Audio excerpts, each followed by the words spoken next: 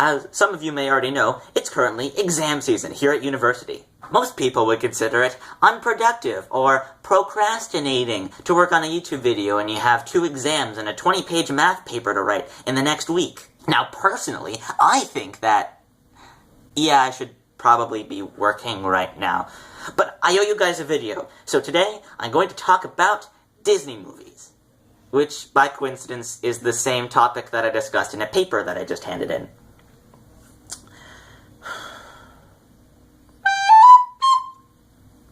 The great thing about meeting people in university, or anywhere for that matter, is finding out just how much you all have in common. For me, the thing in common has usually been Disney movies. However, talking about Disney movies has usually led me to ask the same question, over and over again. What Disney movies have you seen? And this isn't a casual affair.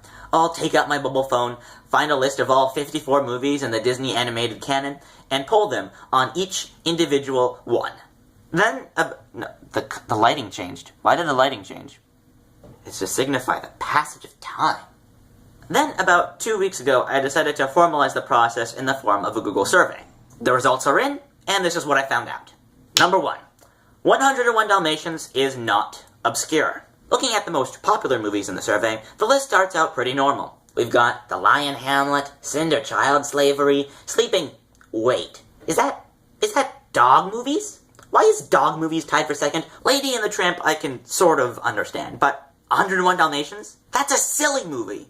Who watches silly movies? I haven't watched silly movies. Don't let's be silly. It turns out Dalmatians is the 4th highest grossing Disney film of all time. And I am literally the only person that took the survey that hasn't seen it. Number 2. Good isn't always popular.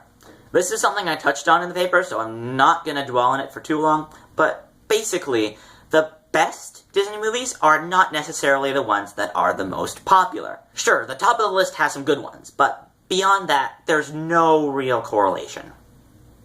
Here's an example. The only Disney movie to have a Rotten Tomatoes ranking of 100% is Pinocchio, and that's been seen by about half the people that took the survey.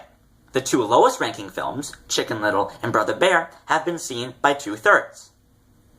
What? And number 3. The Black Cauldron isn't special. Growing up as a Disney geek on the internet, there was one movie I heard a lot about in particular. The Black Cauldron.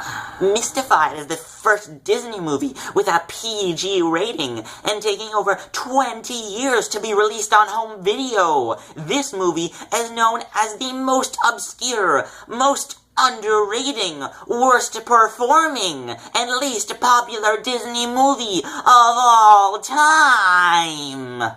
It's not. It's not even close.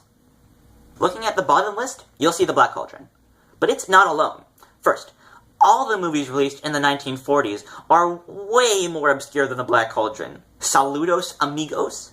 Make Mine Music? Who's even heard of these? To top it all off, The Great Mouse Detective is just as unwatched as The Black Cauldron, and that one was on home video, and had a G rating, and did marginally better at the box office. You're not special, The Black Cauldron. You're just obscure because you happened in the 1980s. So, what did we learn from all this?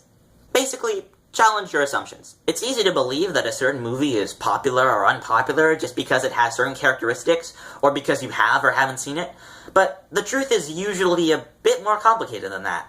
So when you need to find out what people really think, don't go off of common sense. Ask them.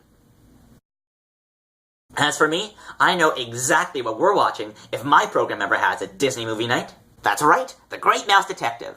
Just as soon as I can find a copy of it on VHS. And a VCR.